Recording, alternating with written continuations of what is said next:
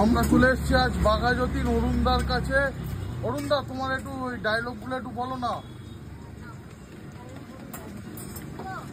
বলো খাবে আজকে রবিবার, ডায়লগে একটু ব্যস্ত আছে আজকে রবিবারের দিনে।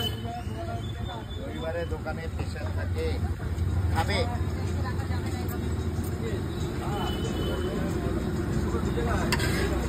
আসো। অরুণদার দোকানের নতুন নাম কামারপাড়ার রড পরোটা।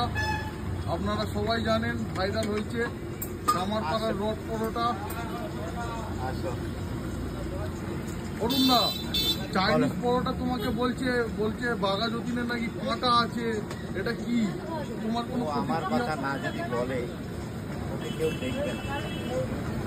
এগুলো নিজের একটা আইডিয়া, কারণ আমি সময় পাচ্ছি না। আমার ফিল্ম আসছে, প্রচুর ফিল্ম আসছে, শুটিংয়ে ব্যস্ত, এতটুকু সময় নেই যে কারোর পিছনে লেগে ঠিক করা। তো পিছনে লাগার সময় হচ্ছে না। আমি আমার নিজের কন্টেন্ট দিই, ঠিক আছে, নিজের যেটুকু প্রতিভা আছে সেটুকুই করে।